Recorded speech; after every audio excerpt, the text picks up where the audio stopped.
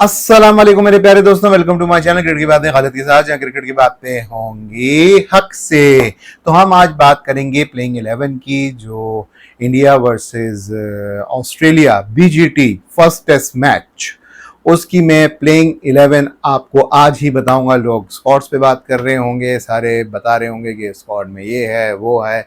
मैं आपको प्लेइंग 11 बताऊंगा और बताऊंगा कि कौन कौन खेलेगा उस प्लेइंग 11 में। तो पहले टेस्ट मैच में जो प्लेइंग 11 इंडिया की होगी वो होगी इस तरह कि ओपनिंग के लिए तो जैसे एज यूजुअल जो रोहित और जायसवाल आते हैं उन्हीं पे जो है वो ट्रस्ट करेंगे, रोहित शर्मा, और वही दोनों खेलेंगे। इन दोनों की पार्टनरशिप बहुत एक्स्ट्रा ऑर्डिनरी रही है। न्यूजीलैंड से हारे हैं, बिल्कुल हारे हैं, टेस्ट सीरीज हारे हैं, बहुत मुश्किल होगा ये सीरीज ऑस्ट्रेलिया में इनके लिए, लेकिन फिर भी टैलेंट में कोई डाउट नहीं है, दोनों एक्स्ट्रॉर्डनरी टैलेंट्स हैं। और जायसवाल तो नेक्स्ट बिग थिंग है और बेहतरीन प्लेयर हैं, मतलब हर शॉट है उनके पास। और सिर्फ वो एशियन कंडीशन के नहीं, वो सीनियर कंट्रीज़ में भी बहुत अच्छा परफॉर्म कर सकते हैं। उनके पास सारी टैलेंट का भंडार है और जितने वो एग्रेसिव खेलते हैं तो उनको बहुत देखने में मज़ा आएगा कि वो बीजीटी में बहुत स्कोर करें और इंडिया को जितवाएं। फिर तीसरे नंबर पे आएंगे गिल। गिल का पिछला जो बीजीटी था वो बहुत अच्छा गया था।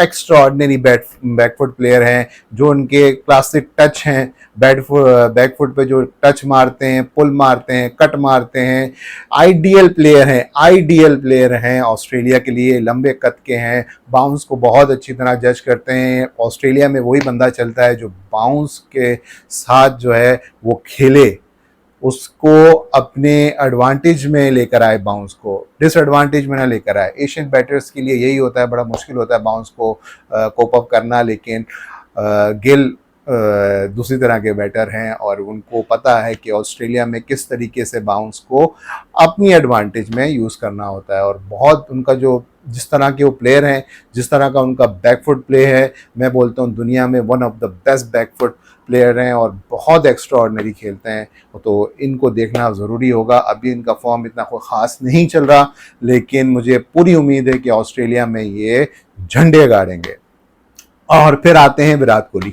विराट कोहली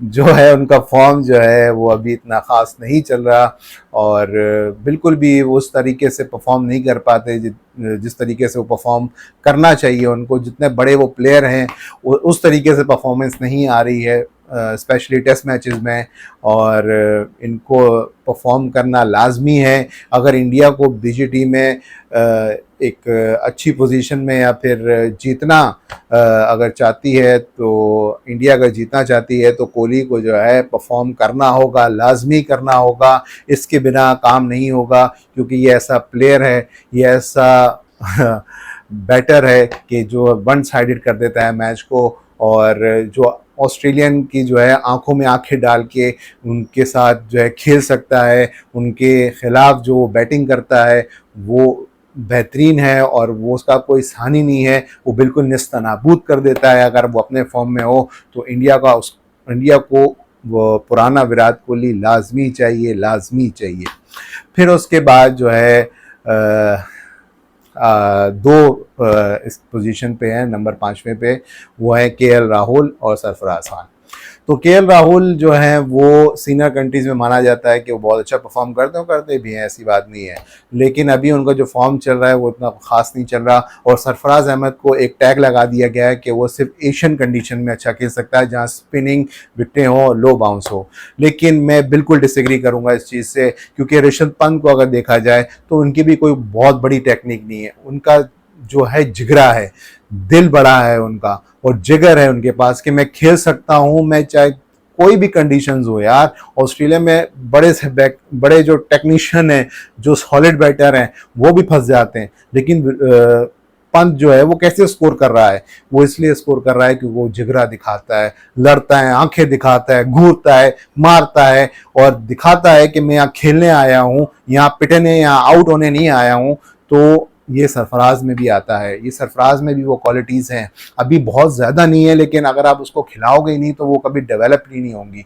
तो सरफराज को मौका देना चाहिए और देखना चाहिए कि वो सीनियर कंट्रीज़ में कैसा खेलता है। केएल राहुल की जगह मैं लाजमी सरफराज अहमद को रखता, लेकिन जिस तरह रोहित का जो मैं देख रहा हूँ कि जो उनका विजन है उस पे जो है केएल राहुल फिट बैठते हैं, तो उनकी परफॉर्मेंस भी है, तो पहले टेस्ट मैच में तो केएल राहुल ही होंगे। और विकेट कीपर जो हैं पंत ही होंगे, 6 नंबर पे आएंगे, और वो बंदा एक्स्ट्रा ऑर्डिनरी है। अगर ऑस्ट्रेलिया किसी बेस्ट बैटर से डर रहा है वो है पंत, क्योंकि ऑस्ट्रेलिया में उसने एक्स्ट्रा ऑर्डिनरी परफॉर्मेंस की थी, बेहतरीन परफॉर्मेंस की थी, ऐसी मैच विनिंग परफॉर्मेंस थी जिसने आज पंत को पंत बनाया था, और वो ऑस्ट्रेलिया में हुआ था। एक्स्ट्रा ऑर्डिनरी प्लेयर है, ऐसा जिगरा है इसके पास, ऐसा दम है कि हर कोई जो है उसका फैन बन जाता है। तो ऑस्ट्रेलिया वाले बी वेयर ऑफ पंत। फिर आ जाते हैं एक ऑलराउंडर की जो है 7वें नंबर पे, जो मुझे लग रहा है, क्योंकि ऑस्ट्रेलिया में स्पिनर्स का तो उतना खास रोल नहीं होगा, तो ज़्यादा फास्ट बॉलर्स भरो टीम में। और जो इंडिया जो एक लैग कर रहा है जिसकी वजह से उसको टेस्ट चैंपियनशिप के फाइनल्स हारने पड़ रहे हैं, क्योंकि वो लॉर्ड्स में हो रहे हैं, इंग्लैंड में हो रहे हैं, ऐसी सीमिंग कंडीशंस में हो रहे हैं, क्योंकि उनके पास एक ऑलराउंडर नहीं है जो फास्ट बॉलिंग ऑलराउंडर हो। तो अब उन्होंने नीतीश कुमार रेड्डी को लेकर आए हैं, जिन्होंने T20 में एक्सेप्शनल बॉलिंग की थी बांग्लादेश के खिलाफ, और एक्सेप्शनल बैटिंग भी की थी। वो एक बैटर भी अच्छे हैं, बॉलर भी अच्छे हैं। तो अब उनको जो है वो रोहित शर्मा और टीम मैनेजमेंट जो है उनको देखना चाह रही है कि ऑस्ट्रेलिया या सीनियर कंट्रीज़ में वो कैसा परफॉर्म करेंगे। पेस वाइज वो मीडियम पेसर हैं, कोई बहुत बड़े फास्ट बॉलर नहीं, लेकिन इतने फास्ट बॉलर चाहिए भी नहीं, इतनी कोई स्पीड चाहिए भी नहीं, लाइन एंड लेंथ चाहिए, बाउंस चाहिए, एक जगह पे करें, बैक ऑफ लेंथ करें और विकेट लें। तो नीतीश कुमार रेड्डी बहुत अच्छी चॉइस हैं, और इनको पे स्टिक भी करना चाहिए ताकि ये आगे जितनी सीनियर कंट्रीज़ में इंडिया के मैचेस हों तो वो ऑलराउंडर परफॉर्मेंस दे सकें। फिर उसके बाद आ जाते हैं स्पिनर पे, वो हैं 2 स्पिनर हैं, और एक्स्ट्राऑर्डिनरी दोनों स्पिनर्स हैं। दोनों में से किसी को भी खिलाया जा सकता है। एक है अश्विन और एक है जडेजा। मैं अश्विन पे जाऊंगा क्योंकि वहाँ पे लेथल लाइन भी बहुत सारी विकेट्स लेते हैं। ऑफ स्पिनर्स के लिए वो बहुत अच्छा बाउंस मिलता है, और वो भी लंबे कद के हैं अश्विन, तो उनको भी बाउंस मिलेगा। पिछले बीजीटी में बहुत अच्छी परफॉर्मेंस थी, तो मैं लाजमी अश्विन अन्ना के साथ जाऊँगा। फिर आ जाते हैं आपके फास्ट बॉलर्स। बुमराह दुनिया का नंबर 1 बॉलर है, उसको तो किसी विकेट पर खिला दो, किसी कंट्री में खिला दो, उसको कोई फ़र्क नहीं पड़ता। वो एक्सेप्शनल बॉलर है, उसको पता है उसकी लाइन एंड लेंथ कहाँ है। जहाँ भी जाता है हर पिच पे एक लाइन एंड लेंथ पकड़ता है, एक बैकफुट वाली लाइन पकड़ता है, एक पीछे करने वाली लाइन पकड़ता है, प्लेयर्स को पीछे करता है अपने पेस से, और फिर उसके बाद आगे जाके उसको गुलियाँ उड़ा देता है। तो बेहतरीन परफॉर्मर है, और बीजेटी अगर इंडिया को जीतना है तो बुमराह को लाजमी परफॉर्म करना पड़ेगा, लाजमी जो है विकेट्स लेनी पड़ेंगी। फिर आ जाते हैं सिराज। सिराज में एक मसला ये है कि वो एशिया में सब कॉन्टिनेंट में इतनी अच्छी बॉलिंग नहीं कर रहे हैं, टेस्ट मैचेस में स्पेशली। अब तो ओडीआईज में भी इतनी अच्छी नहीं कर रहे, तो उनका फॉर्म भी एक कंसर्न है इंडिया के लिए। लेकिन सीनियर कंट्रीज़ में और पिछले बीजीटी में उन्होंने बहुत अच्छी परफॉर्मेंस की थी, एक्स्ट्रा ऑर्डिनरी परफॉर्मेंस की थी, जहाँ से सिराज बने। और उनको एक और चांस देना चाहिए ऑस्ट्रेलिया में, क्योंकि जिस तरह की वो लाइन लेंथ पकड़ते हैं और जिस तरह की उनकी बॉल हल्की सी अंदर हल्की सी बाहर होती है, वो बैटर्स के लिए बहुत मुश्किल करती है। तो मैं ज़रूर सिराज को रखूँगा। फिर आ जाते हैं आखिरी बॉलर पे, 11th वाले पे। 11th प्लेयर जो है इंडिया का, 2 पेसर्स हैं इंडिया के पास ऑप्शंस। वो है एक कृष्णा का जो लंबे कद के बॉलर है, अच्छा पेस है उनके पास, अच्छा बाउंस मिलता है लंबा होने की वजह से, और एक आकाशदीप है। तो ये दोनों बॉलर जो हैं वो इतना नहीं खेले हुए, लेकिन मैं जो है कृष्णा पे जाऊंगा क्योंकि वहाँ पे बाउंस मिलती है, वो लंबे कद के हैं, उनके पास पेस भी ज़्यादा है और उनके पास हाइट भी है, उनको बाउंस लाजमी मिलेगा। तो वो एक वैरायटी हो जाएंगे सिराज और बुमराह से, क्योंकि वो थोड़े नॉर्मल कद के बॉलर हैं और कृष्णा जो है वो उनसे तेज़ भी हैं और बाउंस भी उनको मिलेगा। तो कृष्णा मेरे लिए जो है वो प्लेइंग 11 में ज़रूर आते हैं। अगर इस टीम के साथ इंडिया जाएगा तो उसके विनिंग के चांसेस बहुत ज़्यादा बढ़ जाएंगे, और मुझे तो बहुत बेसब्री से इंतज़ार है कि बीजीटी कब शुरू होगा और हम कब इन दो बेस्ट टीमों का जो है वो टाकरा देखेंगे और एक्साइटेड मैचेस देखेंगे।